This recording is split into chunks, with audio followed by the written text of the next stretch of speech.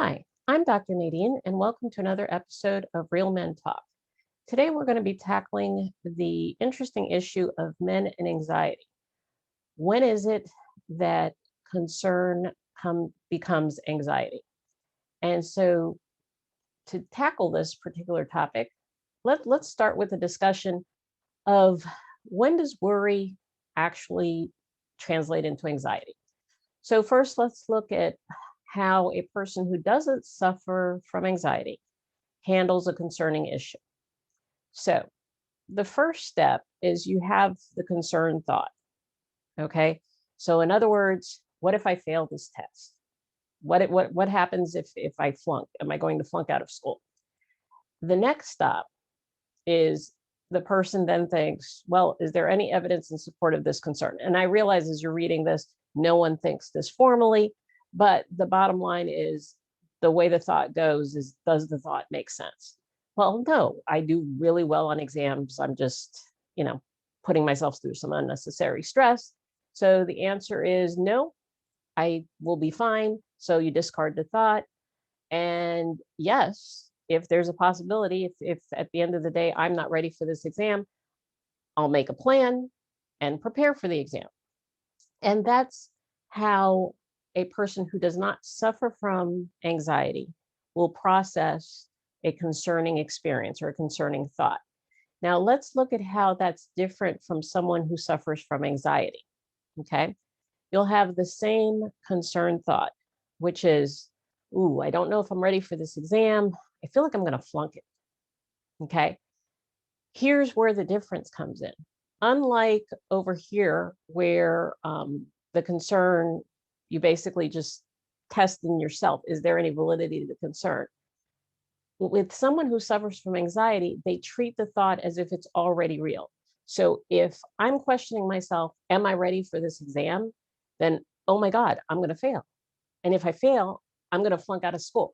And before you know it, because I've attached an emotional consequence to the thought, I act as if it's real. My body goes ahead, my brain processes as if it were a threat, and I begin to worry, excessively worry. I start to feel anxious, my heart starts to race, and I start to feel other symptoms that we'll get into in more detail.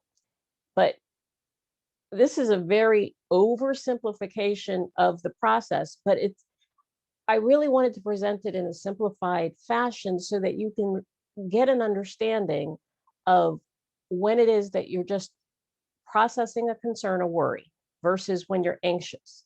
The anxiety piece, what makes it important for someone who suffers from anxiety to realize is the rumination, the constant thinking over and over again of what is it that you're afraid of. And then based on the potential consequence, it's not an actual consequence, based on the potential consequence, at that point, you begin to have an emotional reaction and you start preparing for the worst.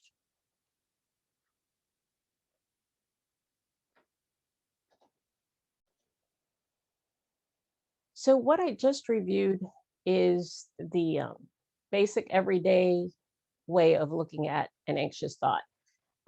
So let me take a moment and pay due respect to the science of it.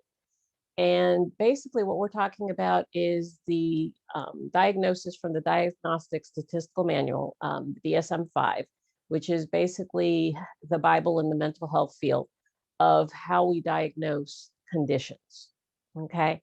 And so in the DSM, we would basically be looking for three of the following: restlessness, feeling on edge, difficulty concentrating, irritability, muscle tension, sleep disturbances. That's one set of criteria. The next criteria is that the worry causes significant distress. In other words, because you're so concerned about it, it interferes with your ability to, say, go out. If we go back to the example of a test for an exam, lots of students have test anxiety. And so the minute they sit down to take the exam, their brain goes blank because they are so worried. Okay, this is an example of the significant distress that's being discussed here. Now, the interesting statistic is Currently, 1 in 5 men will experience anxiety. We think that number is grossly underreported because most men are not aware that they're experiencing anxiety as they're having it. And it's justified in the sense that you may not know you're experiencing anxiety because you don't know what to look for. So we're going to take a minute and talk about that. So the easiest way that the average everyday person can identify if you're having an anxious thought is what you're worrying about, does, when you think about it, does that thought begin with what if? Okay. And what I mean by that is, as you're starting to worry, what if I fail that exam? What if she says no? What if I fail? What if I get fired? What if we lose the house? All those what if scenarios. If the narrative in your head begins with what if, there's a high probability that everything that follows is an anxious thought. And this is important because with anxiety, what happens is our brain will default to its worst case scenario. So if we're, and again, going back to the exam scenario, if we're worried about an exam, worrying about that one exam then becomes a whole narrative on, am I going to flunk out of school? Now, here's the interesting thing about anxiety. Um, the way the brain handles anxiety and anxious thoughts, it doesn't know the difference between something that's going to physically harm us or is just something that we consider a challenge.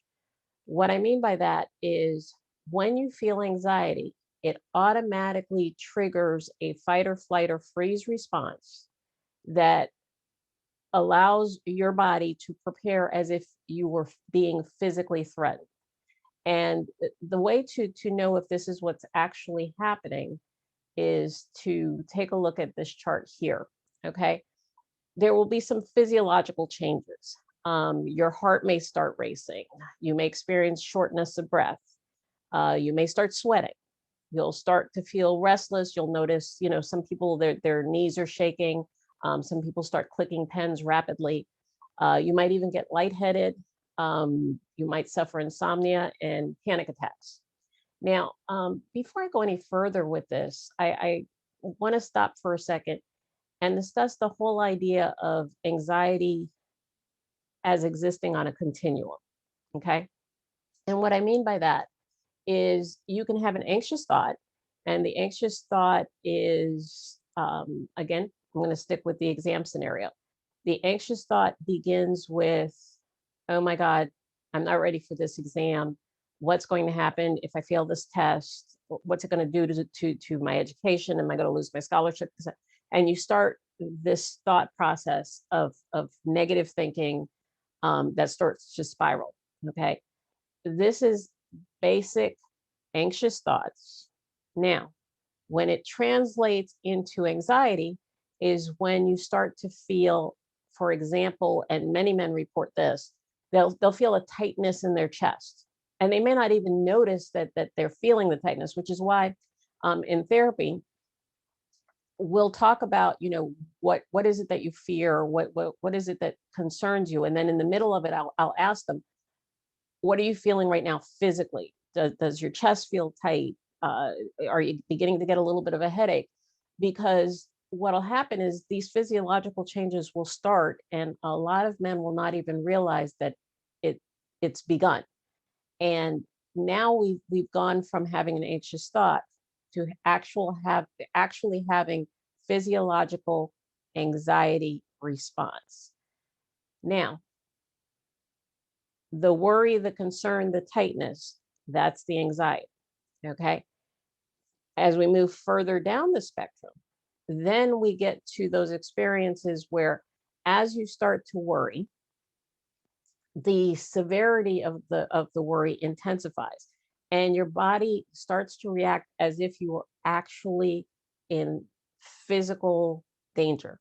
Okay. And so what that means is the oxygen leaves your brain, it heads down to your muscles, you get the agitation is as a result of the body getting ready to move. Okay. And so, the adrenaline starts and you're ready to run out of whatever environment you're in because you want to get away from, or, and that's if your response to stress is flight. For some people, they get frozen. Okay. And they can't move, they can't think, they have a freeze response. Okay. And then you have other people where it's, I've got to get out of here and I've got to get out of here immediately. Okay. That's the flight response. Now, this is an anxiety attack. Now, the ultimate level on this spectrum is the panic attacks. Okay. And in the panic attack, you actually feel the threat of life or death. Okay. And this will this can occur for a number of reasons, but the bottom line is once you've had a panic attack, it's so impactful that the fear of having another one can then trigger panic attacks. So in a panic attack, you feel like you're actually going to die. And so you will feel pain in your chest. You will get lightheaded. You may see spots. Okay. And no matter where you are, you may have an urge to run because that's your flight response kicking in. But the key here is you really feel in that moment that you're going to die. And this is an extremely debilitating experience. And understand that in the panic attack and with anxiety in general, this is not a rational response. In other words, when you're calm and you think about the same situation, there's nothing in the situation that justifies the response, that makes the response make sense. But in that moment, it doesn't really matter whether or not it makes sense. It feels real. And that's what makes anxiety attacks, and panic attacks extremely debilitating. So, what's the thought process involved in anxiety? Well, first of all, it's a constant worry. Okay, and it's a little bit obsessive, to be frank. No matter what you're doing, you can't get away from the concern you have. So let's say, for example, that you've had a fight with your significant other. And so you're worried that the anxiety kicks in, that, oh my God, we're going to break up. Okay. In this constant worry scenario, what happens is the whole idea that you might be breaking up over this fight is so overwhelming that you can't focus on work. You can't focus on school. You can't focus on the other things that need to go on in your life because you're zeroed in on this particular worry. Everything else pales in significance. Now, another aspect of anxiety is that sense of something bad is going to happen.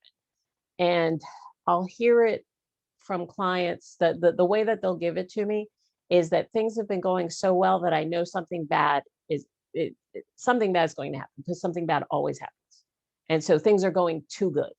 Now, when you start describing things as going too well or too bad, or something bad is, you're worried about something bad coming around the corner, that's a perfect example of being anxious and suffering from anxiety. The whole difficulty in concentrating, we talked about that, in the sense that you can't focus on anything else because the worry is so overwhelming. Now, this next one actually is one that's very common and specific to men. And that's anxiety is fear-based. Okay. And so for when we talk about anxiety in general, we talk about an overwhelming sense of fear. But when it comes to men, a lot of men have been encouraged not to feel fear, not to acknowledge fear. So instead of fear and being consciously aware that you're afraid, what actually ends up happening is because anger is an acceptable emotion to have, we will see anxiety reflected as anger and irritability in men, becoming short-tempered. You're concerned about something, but you can't acknowledge or talk about what you're concerned about. And so instead, you become angry. You're frustrated and irritable. And so this is what is reflected instead of, fear, concern, worry, those expressions. And there was an interesting study a number of years back, on 17-year-old males and their ability to look at facial expressions in other men and determine whether or not the person was experiencing fear versus anger. And most of them couldn't do it. And it was an extremely interesting study because it definitely showed us how, especially for men, a lot of fear is processed through anger. And um, you can see that occasionally with women. A perfect example is when you have a child that has, say, run into danger. Like the ball goes across the street, the kid runs after the ball, car narrowly misses the kid, and then the kid runs. Mom runs out there, hugs the child, and then after she hugs the child because he's safe, she shakes him. Why did you run out in the street? Okay, that's a perfect example of what we're talking about, where fear is demonstrated as anger.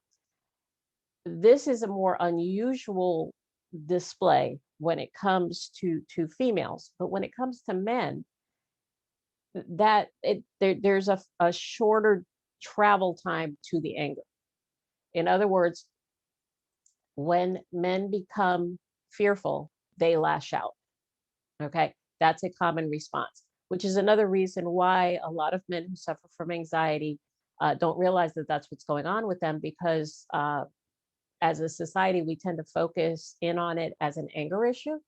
And so, mistakenly, men will be referred to anger management courses. And the reality is the underlying issue is not anger at all. The underlying issue is fear. Um, okay, so moving up to the next item, a fascination or a concern, not really fascination, that would be the wrong word. An extreme focus, there we go, on danger, okay, of what can go wrong. In other words, whenever a scenario is presented, instead of focusing on the particular item, it's okay, what are all the things that can go wrong? Let's go to the youth fair, for example. Well, okay, fine, but I'm not getting on that ride because there's no way of knowing when the last time it was inspected. Yeah, I don't know, it looks kind of shaky to me. All the focus is on everything that could possibly go wrong as opposed to what's actually occurring in the moment. The next emotional sign is a really interesting one, because most people don't realize it's associated. It's forgetfulness. Okay. When you are anxious, because your stress levels are higher, your ability to actually encode and form memory gets interfered with. And so you will forget. And again, this is also tied into your inability to concentrate. So, you'll be in the middle of a thought, you're trying to have a conversation, you can't remember what it was you were about to say, because you're anxious and you're focused. That's really what's occupying the greater part of your thought process. And then the other issue is the fear of losing control. Uh, the and not just of yourself, but of others. Anxious, when people suffer from anxiety, it's not uncommon to see that there are some control issues involved. In other words, you want to predict someone else's behavior. You want to predict outcomes. You want to be able to anticipate what the negative is going to be. How am I going to be hurt by this? How am I going to be affected by this? And again, the key difference between a regular concern and being anxious or having anxiety is that you treat, when you answer that question for yourself, you treat it as if it's fact, and then you act on it. So in other words, I'm thinking that I want to control an outcome. So if I tell this person this instead of that, then they'll act like this. And that's a good outcome for me because I can control that. And that kind of thinking is definitely anxiety-based thinking. So what do you do when you start to feel anxious and you feel your chest tightening or you feel a shortness of breath? You're starting to feel lightheaded. Well, one of the best techniques that you can use, and again, this is not a designed to be an exhaustive discussion on treating anxiety. This is just an introductory piece to get you started to even identify if anxiety is an issue for you. Um, but one of the most powerful tools out there that is extremely useful is a process called box breathing. Even the military uses box breathing. And it's a very simple process. As you feel yourself, you want to reverse the process of the anxiety. And the physical process of the anxiety is it causes you to shorten your breath. And so you're not breathing with your full diaphragm. You're kind of doing neck up breathing is the best way to explain it.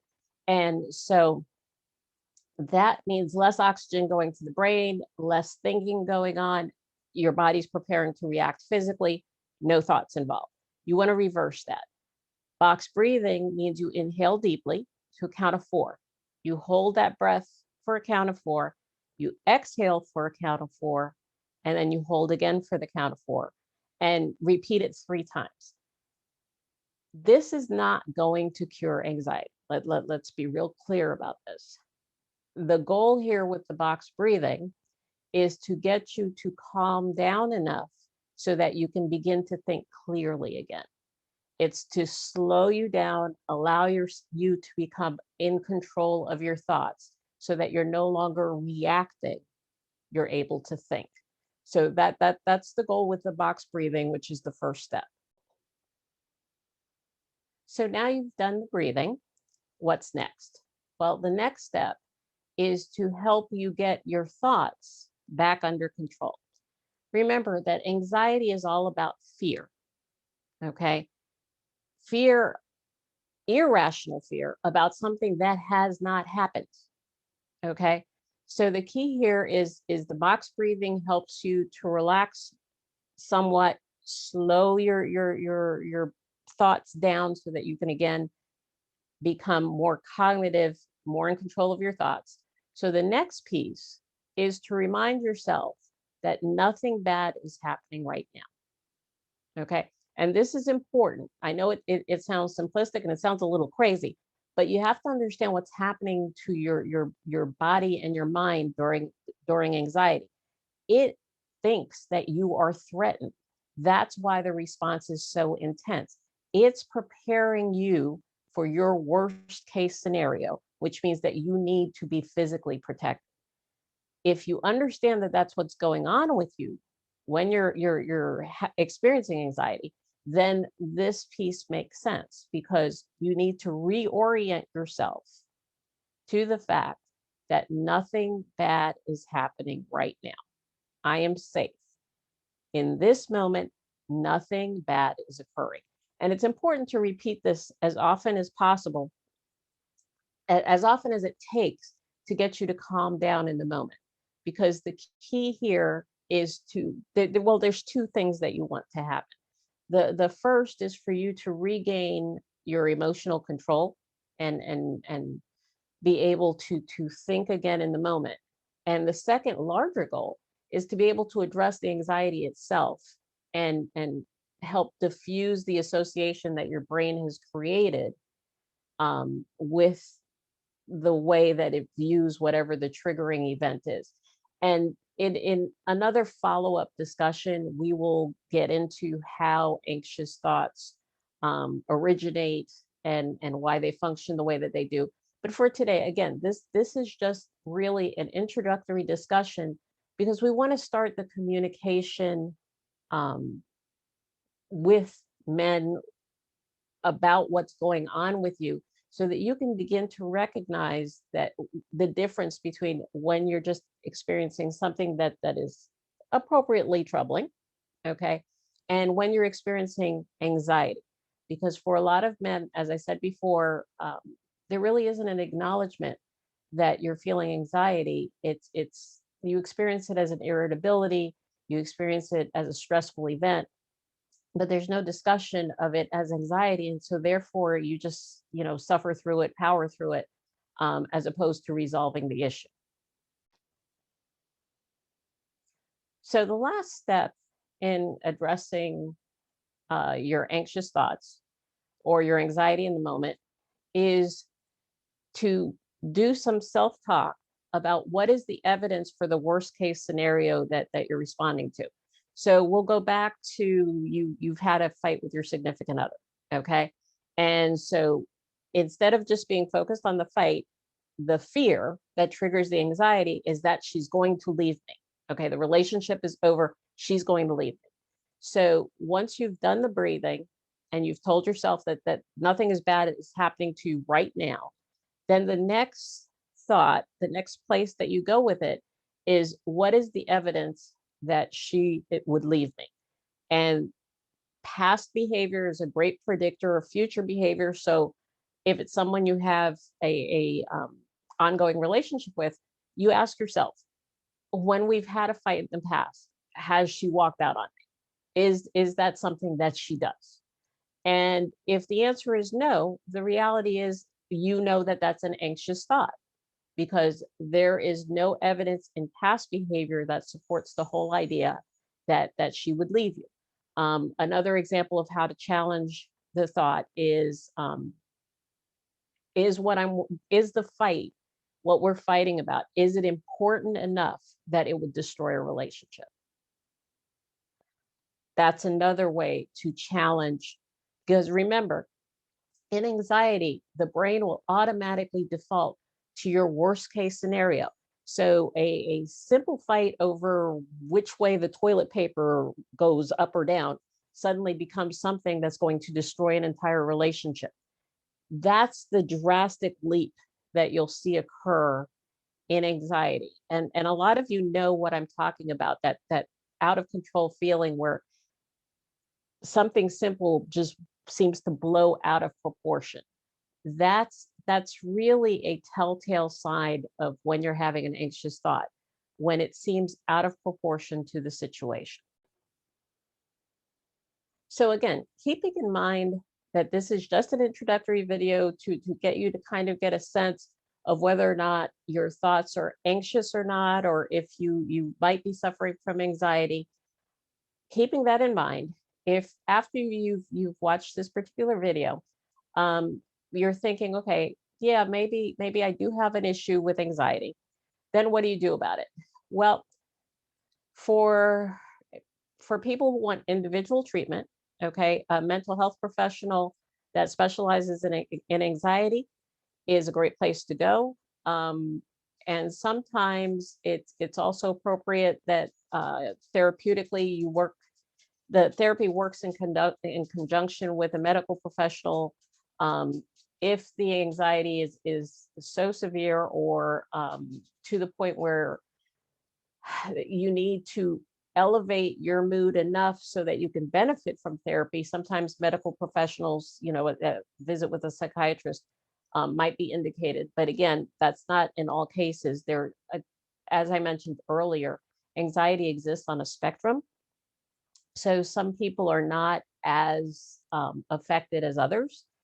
But the important part is to start the conversation with a professional so you can see where you can fall in, get some techniques, try to resolve it. Perhaps you want to give it a shot without medication first, see how that works, if you're able to control it. If not, then next steps will be recommended. Now, interestingly enough, for people who are family members of people who either have an addiction of some sort, whether it's alcohol addiction, narcotics, or sex addicts, the bottom line is people involved with people who have addictions tend to develop as a byproduct of that uncertainty and volatility involved in those relationships. do tend to develop anxious responses. That's whether you grew up in a household like that or you're involved with somebody in those situations. And so there are 12-step groups for family members such as Al-Anon, Nar-Anon, and S-Anon that all help. They don't address anxiety directly, but they address a number of the behaviors that then help you support and overcome the anxiety you've developed as a result of the person in your life who has the addictive behavior. Um, Now, I do want to mention at this point that it's not only in families where there are addiction issues. Um, this can happen in any family situation where, for one reason or another, one person in the family tends to become the focus. In other words, if there's, say, chronic disease, um, an accident, trauma of some sort, the bottom line is when the normal balance of the family dynamic is disrupted and there's a certain amount of volatility. Oh, and I should include domestic violence situations should be included in this grouping. Any of those kinds of environments tend to increase the likelihood of somebody suffering from anxiety, anxious thoughts, etc. So again, this whole discussion was an introductory piece. I just want to get the dialogue going. I definitely want you to start thinking about um, if you have anger issues, are they, is the anger a substitute for fear? If that's what's going on with you. If the answer to that question is yes, then the reality is that your issue is not anger management. Your issue is anxiety. It's fear-based. And so it needs to be addressed as that. So hopefully you found this informative. Um, as I said, we're going to be covering other topics specific to men. We're going to focus on the difficult topics.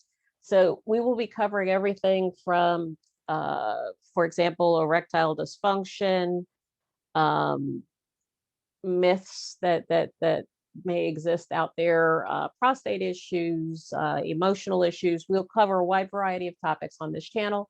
So I would encourage you to subscribe. And thank you for spending some time with us today, and hope that this is worthwhile. Please feel free to leave any comments or suggestions for upcoming episodes in the comments area. Again, we would invite you to subscribe to this channel. Have a good day.